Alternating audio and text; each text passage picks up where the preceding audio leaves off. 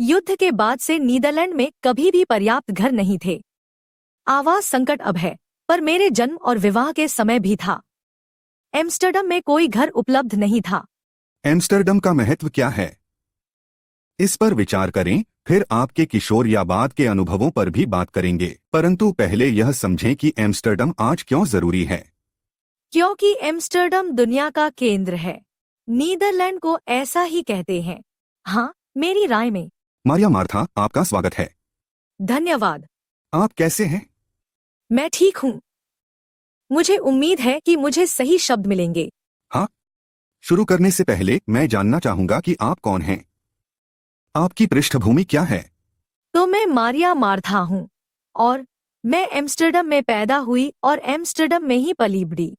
विश्व युद्ध 2 के ठीक 2 साल बाद मेरा जन्म हुआ और मेरे माता पिता कुछ भी नहीं खरीद सकते थे सिवाय उन चीजों के जो कूपन बदलकर उपलब्ध थी, लेकिन पैसों से नहीं।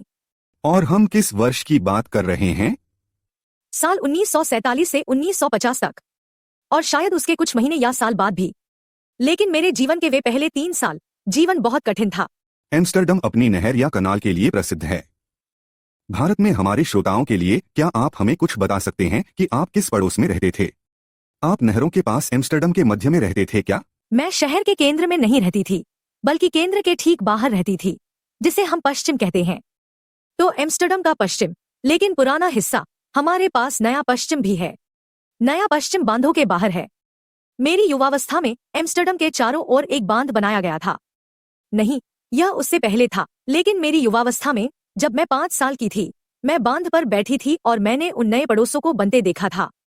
और ओह, अब एम्स्टर्डम बड़ा हो गया है। हाँ, अब यह एक बहुत ही अलग शहर है। संभवतः छोटे छोटे गांव अब शहर का हिस्सा बन गए हैं। यदि आप एम्स्टर्डम के केंद्र से शुरू करते हैं और बाहर की ओर बढ़ते हैं, तो आपका सामना पहले ओल्ड वेस्ट से होगा, उसके बाद न्यू वेस्ट से। हाँ, आपने सही कहा। हम शहर के केंद्र तक पैदल जा सकते थे। वहाँ बाद में एक बस भी थी और हम एक बहुत छोटे से अपार्टमेंट में रहते थे, एक युद्धपूर्व अपार्टमेंट। लेकिन मेरा जन्म एक कमरे में हुआ था, एक अटारी वाला कमरा। मेरे माता पिता मेरे जन्म से कुछ समय पहले ही एम्स्टर्डम आए थे। मेरे पिता की वहां नौकरी लगी थी और वहां रहने के लिए कोई घर नहीं था, कोई अपार्टमेंट नहीं था, और जहां वह था वहां बहुत कुछ नष्ट हो गया। मेरे पिता बेवरवाइक से आए थे, जो उत्तरी हॉलैंड में छोटा सा शहर था, एम्स्टर्डम के ठीक उत्तर में। मेरी माँ ब्लूमेंडेल, सेंटपोर्ट ब्लूमेंडेल से आई थी, जो थोड़ा और दक्षिण में है, लेकिन फिर भी एम्स्टर्डम के उत्तर में है। वह दोनों एक परिवार के घर में एक कमरा किराए पर लेने में सक्षम रहे, और वह बहुत भीड़ भाड़ वाला था। उनके पास एक कमरा और थोड़ी सी जगह थी रसोई के लिए। तो मैं अपने माता पिता के साथ वहां सोई, और मुझे आज भी वह याद है। तो हम इस छोटे से युद्धपूर्व अपार्टमेंट में गए जब मैं 3 साल की थी। यह युद्धपूर्व अपार्टमेंट बहुत छोटा था। मैं बहुत भीड़ भाड़ वाले इलाके में पली बड़ी हूँ। आप युद्ध के ठीक बाद की कहानी का जिक्र कर रहे हैं। खाने पीने की चीजें और दूसरी चीजें पाना बहुत मुश्किल थी, और आपको कूपन या कपड़े भी दिए जाते थे, और कूपन सरकार द्वारा दिए जाते थे। और वह वितरण कैसा था? क्या यह किसी तरह की राशन प्रणाली की तरह था?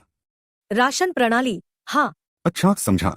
तो एक परिवार में एक बच्चे को निर्धारित कूपन मिलेंगे, और परिवार में जितने ज्यादा लोग थे उन्हें उतने ज्यादा कूपन मिलते थे। क्या इसमें कोई भ्रष्टाचार की संभावना थी? शायद कुछ लोग जो लोगों को धोखा देना पसंद करते हैं, उन्होंने उन्हें बेचा होगा। मुझे ठीक ठीक तो नहीं पता, और मुझे लेकिन लगता इस बारे है में कि कई यह कहानियां आमतौर पर हैं। दुनिया भर में देखा हाँ। जाता है। जैसे जब भी कोई संकट होता है तो ये चीजें होती हैं। आप जानते हैं, जैसे ये चीजें अस्तित्व के एक हिस्से के रूप में आती हैं, मुझे लगता है। ठीक है। और दूसरी बात यह है कि जब कोई संकट होता है तो लोग एक साथ भी आते हैं। तो दोनों पक्ष हैं। और मुझे लगता है कि हम इंसानों के रूप में उस संतुलन को खोजने की कोशिश करते हैं, जहां उस समुदाय से कोई व्यक्ति उनमें से कुछ धोखा देने की कोशिश करेंगे और कुछ इसे और अधिक शक्तिशाली बनाने की कोशिश करेंगे। लोग ऐसे ही होते हैं। और यह हमेशा दोहराया जाता रहता है। इतना महत्वपूर्ण क्यों था? आइए इसे देखें, और फिर हम आपके किशोरावस्था या बाद के चरणों में एम्स्टर्डम में बड़े होने के अनुभव पर चर्चा कर सकते हैं। लेकिन आइए सबसे पहले इस बात से शुरू करते हैं कि एम्स्टर्डम इतना महत्वपूर्ण क्यों था। क्योंकि एम्स्टर्डम विश्व का केंद्र था। हाँ, कम से कम नीदरलैंड के लिए। यह एक सामान्य टिप्पणी है। हाँ। जब मैं 18 साल की थी तो मैंने कभी नहीं सोचा था कि मैं कभी एम्स्टर्डम छोड़ूंगी, क्योंकि नीदरलैंड का बाकी हिस्सा क्या था? कुछ भी नहीं, कुछ भी नहीं। मैंने ऐसा सोचा था, लेकिन यह सोचना बहुत बचकाना था। लेकिन आपको पता भी कैसे चलता? यात्रा कैसी होती थी? मान लीजिए कि आपको एम्स्टर्डम से बाहर निकलकर दूसरे शहरों में जाना है, वहाँ पहले कैसे संभव था? रेलगाड़ियां थी, लोकोमोटिव थे, भाप वाले इंजन भी थे। जब मैं बहुत छोटी थी तब भी वे थे। और युद्ध से पहले ट्रेन, वैगन थे और एम्स्टर्डम में ट्राम भी थी। हम ट्राम से शहर के एक हिस्से से दूसरे हिस्से में जाते थे। बाद में बसें आईं और एम्स्टर्डम से दूसरी जगहों के लिए भी बसें आईं। हाँ, 50 के दशक में एम्स्टर्डम अच्छा और शांत था और फिर लोगों ने ज्यादा पैसे कमाने शुरू कर दिए, इसलिए उन्होंने कार खरीदना शुरू कर दिया। और फिर 60 के दशक के अंत में उन्होंने टेलीविजन खरीदना शुरू कर दिया। और हाँ, मुझे नहीं लगता कि यह एक अच्छा विकास था, हर लिहाज से नहीं। निश्चित रूप से विकास और आधुनिकीकरण बहुत सारी विलासिता लाता है, मनुष्य का जीवन आसान करता है, लेकिन इसके साथ ही यह कुछ नकारात्मक चीजें भी लाता है जो बहुत से लोगों को पसंद नहीं आता। स्वचालित वॉशिंग मशीन होना बहुत अच्छा है। मेरी माँ को सब कुछ हाथ से धोना पड़ता था। हमारे पास एक बड़ा टब था और गंदे कपड़े सोडा और पानी के साथ उसमें डाले जाते थे और उसे आग पर रख दिया जाता था और फिर उसे हाथ से धोना पड़ता था। या हमारे पास एक मशीन थी जिसे हम रिंगर बुलाते थे, और आप कपड़े 2 रोल के बीच में रखते थे और आपको उसे घुमाना पड़ता था। मैन्युअली, जैसे कि मैकेनिकल। हाँ, ठीक है। यह कठिन कार्य था, इसलिए हम बहुत खुश थे कि हमारे छोटे से अपार्टमेंट में पहली वॉशिंग मशीन लगाई गई थी। और बिजली का कैसा बंदोबस्त था? क्या बिजली हमेशा रहती थी? उस अपार्टमेंट में बिजली और गैस थी। खाना पकाने के लिए हमारे पास गैस और रोशनी के लिए बिजली आदि थी। आजकल ये चीजें किसी के लिए भी होना बहुत सामान्य बात है, आप जानते हैं, जैसे कि इन्हें वास्तव में बुनियादी आवश्यकताएं कहा जाता है। हमारे पास टेलीविजन नहीं था जब तक मैं वयस्क नहीं हो गई और अपने दम पर नहीं रहने लगी। और हमारे घर में कोई टेलीफोन भी नहीं था। जब हमें किसी को कॉल करना होता था तो हम पास के फोन बूथ जाते थे। उसमें हमें एक सिक्का डालना पड़ता था और फिर आप किसी को कॉल कर सकते थे, और जब कोई हमें कॉल करना चाहता था तो उनके पास हमारे घर के सामने सिगार की दुकान का नंबर होता था और वह महिला हमारे पास आती और हमें संकेत देती। यह निश्चित रूप से धीमा है। वर्तमान समय में बहुत से लोगों के लिए यह बहुत थकाऊ हो सकता है। मुझे लगता है लोगों के पास कम से कम एक दूसरे के साथ अधिक बातचीत करने और अधिक समय बिताने का बहाना रहता था। कोई टीवी नहीं, कोई टेलीफोन नहीं। मुझे लगता है कि लोग शायद बहुत समय बाहर या लिविंग रूम में बिताते थे। विश्व युद्ध से पहले दुनिया भर में एक वित्तीय संकट था।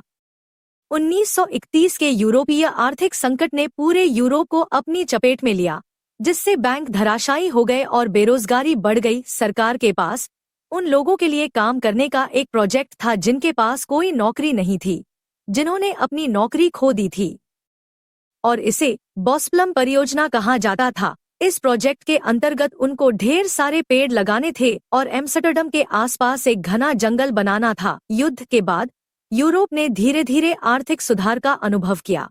युद्ध के बाद वह जंगल और भी ज्यादा बढ़ गया था, बेशक। इसलिए हम वहां टहल सकते थे, खेल सकते थे और पानी के पास बैठ सकते थे और घर से बाहर रह सकते थे। चूंकि मेरा कमरा अटारी में था, इसलिए अपार्टमेंट में धूप नहीं आती थी। इसलिए जब मौसम अच्छा होता था तो हम बालकनी या बगीचे में नहीं जा सकते थे। इसलिए हमें अपनी साइकिलें लेकर शहर से बाहर जाना पड़ता था, प्रकृति का आनंद लेने के लिए। युद्ध के बाद से नीदरलैंड में कभी भी पर्याप्त आवास नहीं रहा। अब आवास संकट है। लेकिन जब मैं पैदा हुई थी, जब मैं शादी करना चाहती थी, तब भी यह वहां था। एम्स्टर्डम में कोई घर नहीं था। और फिर एम्स्टर्डम के बाहर बेमस्टर जैसे गांव या जगहें, ये हमारे उपनगर बनते हैं। और एम्स्टर्डम से लोग वहां चले गए और इस तरह मुझे अपना पहला घर मिला। और हमने मिडेन बेमस्टर में शुरुआत की, जो एक बहुत ही सुंदर छोटा सा गांव है। मुझे वहां रहने में कोई आपत्ति नहीं थी, लेकिन मुझे बहुत अकेला लगता था क्योंकि मुझे कुछ भी पता नहीं था। कभी कभी आपको ऐसा लगता है कि आप फंस गए हैं अगर आप बहुत ज्यादा उपनगर में रह रहे हैं, खासकर अगर आप शहर के केंद्र में रह रहे थे। हो सकता है आप उस गति या उस वाइब को मिस कर रहे थे। हर चीज की उपलब्धता, सामाजिक संपर्क, खेलकूद या पढ़ाई करने में सक्षम होना मुश्किल होता था। क्या उधर कोई पुस्तकालय था या फिर कोई और व्यवस्था? हाँ, वहाँ एक लाइब्रेरी थी, एक बस के अंदर, और वह बस हर 2 हफ्ते में हमारी गली में आती थी। बहुत अच्छा। और फिर आप किताबें मंगवा सकते थे और वहाँ किताबों की कतारें भी थी और आप उनमें से चुन सकते थे। ओह, लेकिन यह यहाँ डेम्बोस या एम्स्टर्डम जैसा नहीं था। मैं वहाँ बहुत अकेली थी और अब जब मैं उस गांव में वापस जाती हूँ, सोचती हूँ यह कितना सुंदर है और मैं वहाँ से क्यों चली गई। क्या आप मुझे इसकी स्पेलिंग बता सकते हैं? बीमस्टर, बीमस्टर, 2 ई। ओह, और यह एक शब्द है, लेकिन बीमस्टर एक पोल्डर है जिसका उपयोग पानी के लिए किया जाता था, मुझे लगता है लगभग 18वीं सदी में। हाँ, लेकिन आप इसे देख सकते हैं। लेकिन पोल्डर भी ट्रेंच के समान है क्या? नहीं, ट्रेंच या खाई पोल्डर नहीं है। ट्रेंच एक खाई होती है और ये पोल्डर नहीं होती। हाँ, पोल्डर वह जमीन है जिसे पानी से निकाला गया था। ठीक है, तो पवन चक्कियों और ऐसी ही चीजों से पानी बाहर निकाला गया। मैं इसे समझने और समझाने की कोशिश करूंगा और मैं सही हूं या नहीं मुझे बताइएगा। तो खाया पानी को जमीन से बाहर निकालने के लिए बनाई जाती हैं, और जब पानी निकालने के बाद आप जो जमीन हासिल करते हैं उसे पोल्डर कहते हैं। उदाहरण के लिए अल्मीर या फ्लेवोलैंड पोल्डर है। और बीमस्टर भी उनमें से एक है। और अल्मीर, हाँ, यह भी एक बड़ा शहर है फ्लेवोलैंड का। अब यह कहाँ से प्राप्त हुआ? पानी से। पूरा का पूरा समुद्र के नीचे था और पानी निकालने के बाद इसे प्राप्त किया गया था। पोल्डर का एम्स्टर्डम और सामान्य रूप से नीदरलैंड के लिए बहुत महत्व है। मैंने पढ़ा है कि एक समय था जब नीदरलैंड नामक इस जगह पर डच लोगों की शुरुआती बस्तियां थीं, लगभग 1000 ईस्वी। और यह मूल रूप से दलदली भूमि और बहुत सारा पानी था जिसकी आप कल्पना नहीं कर सकते हैं। बहुत दलदली, अगर मुझे इसका वर्णन करना है तो बहुत दलदली और रहने के लिए बहुत मुश्किल था, मुझे लगता है। और फिर ऐतिहासिक रूप से क्या हुआ? आप कह सकते हैं कि तब प्रयास, दृढ़ता या धैर्य, शायद यही डच लोगों के पास था। उन्होंने जीवित रहने के लिए कुछ तरीकों के बारे में सोचना शुरू कर दिया, और उस जीवित रहने में मुझे लगता है नवाचार आया, पवन चक्कियां आई। हाँ, पवन चक्कियां भी। मैं जो पढ़ रहा था वह यह था कि वे खाइयां बनाकर पानी निकालने में सक्षम थे और इसलिए वे इससे जमीन निकाल लेते हैं। और जब यह ज्ञान साझा किया गया, नीदरलैंड के एक बड़े हिस्से में बहुत से लोगों को जमीन मिलनी शुरू हो गई और इसे समुदाय के बीच वितरित किया गया। और जमीन के मालिक होने की भावना के परिणामस्वरूप उद्यमिता की भावना भी पैदा हुई। और फिर जब लोग बहुत परिचित हो गए और वे पानी के ज्यादा से ज्यादा नजदीक जाने लगे, जब वह पानी से परिचित होने लगे तब उन्होंने खोजबीन शुरू कर दी। आप जानते हैं, क्योंकि यह उत्तरी सागर के ठीक बगल में है और यहीं पर व्यापार, विश्व समुद्री मार्गों की खोज की पूरी बात आती है, मुझे लगता है। क्या आप मुझसे सहमत हैं? क्या ऐसा था? हाँ, आप सही कह रहे हैं। हमारा देश छोटा है और हमारे पास खुद का कुछ भी नहीं था, इसलिए हमें बड़े जहाज मंगवाने पड़े।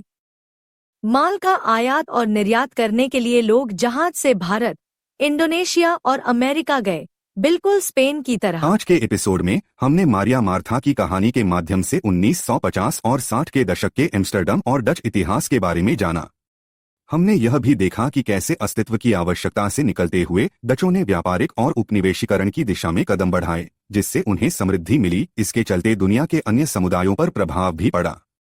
भविष्य के एपिसोड्स में हम नीदरलैंड्स के अन्य पहलुओं को और गहराई से देखेंगे और आपके साथ साझा करेंगे। धन्यवाद।